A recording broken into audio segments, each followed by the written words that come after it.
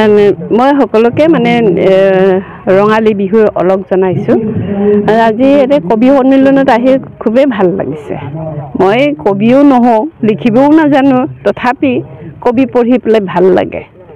সেই ভাল লগা যিটো পঢ়ি ভাল লাগে, ইয়াত আহি এইটো সভাত উপস্থিত থাকি পেলাই আৰু বেছি ভাল লাগিছে, পুলকিত হৈছোঁ। চিলাই আজি আমাক ইয়াতে নিমন্ত্ৰিত কৰি পেলাই আমাক সেইখিনি সৌভাগ্য আমাক দিলে আৰু আমি ভাগ্যৱান বুলি ভাবিছোঁ আজি এইটো অনুষ্ঠানত উপস্থিত থাকি পেলাই। ধন্যবাদ জনাইছোঁ। মই শতৰূপা কবি সন্মিলনক ধন্যবাদ জনাইছোঁ। তাৰে মই সম্পাদিকা হওঁ। এই শতৰূপাই আমাক কবিবিলাকক সাৰ পানী দি আকৌ সজীৱ কৰি তুলিছে আৰু তাৰে মাধ্যমেৰে আমিও মাহে মাহে এটা কবি সন্মিলন কৰোঁ। তাতে আমাৰ নৱাগত কবিসকলক মাতোঁ, সিহঁতক কবিতাবোৰ লিখাল পঢ়াওঁ শুনো। তেনেকৈয়ে মই কবিতা আগৰ পৰাই লিখিছিলোঁ।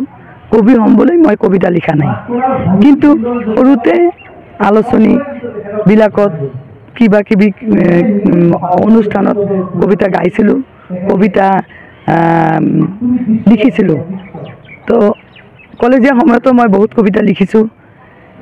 এইবেলি আমি যেতিয়া শতৰূপা কবি সন্মিলনত নিজকে নিয়োজিত কৰিলোঁ, তেতিয়া লিখাৰ এটা উৎসাহ আহিল। ভাবিলোঁ আমিও এখনকৈ কিতাপ লিখোঁ। আমাৰ ৰাষ্ট্ৰপতি পুৰস্কাৰপ্ৰাপ্ত ছাৰ কৃষ্ণচন্দ্ৰ নাথ ছাৰৰ উদ্যোগত কবিতা লিখিবলৈ ওলালোঁ। কবিতা ভাল পাইছিল মোৰ মাকে লিখি ভাল পাইছিল, পঢ়ি ভাল পাইছিল আৰু শুনায়ো ভাল পাইছিল। সেয়ে মোৰ কবিতা পুথিখন মোৰ মৃত সন্মানীয়া মাতৃৰ চৰণত অৰ্পণ কৰিছোঁ আৰু সেই মাৰ চৰণলৈ মোৰ অৰ্ঘ, এই কবিতাটোৰ নাম মই ৰাখিছোঁ অৰ্ঘ। তো আজি এই যে কবি সন্মিলন, ইয়াত নিজকে মানে উপস্থিতি ৰাখিব পাৰি ইমান ভাল পাইছোঁ যে আমি মাত্ৰ কবি নহয়, বহুত কবি আছে, কবিতা লিখাৰ বহুত সংগম আছে।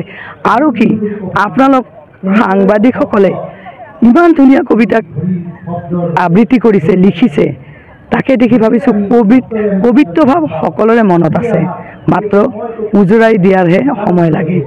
সেয়ে আজি মই এই কবিতা মানে কবি সন্মিলন আৰু পুথি উন্মোচন প্ৰক্ৰিয়াটোৰ জৰিয়তে নিজকে ধন্য ভাবিছোঁ।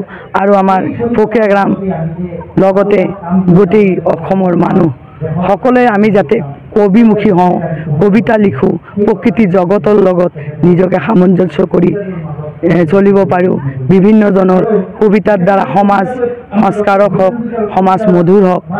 লগতে বহাগ এটি মাহ নহয়, এয়া হ'ল অসমীয়াৰ মন প্ৰাণ নিজৰ চিনাকি ঐতিহ্যৰ এক সুন্দৰ উদ্ভৱ।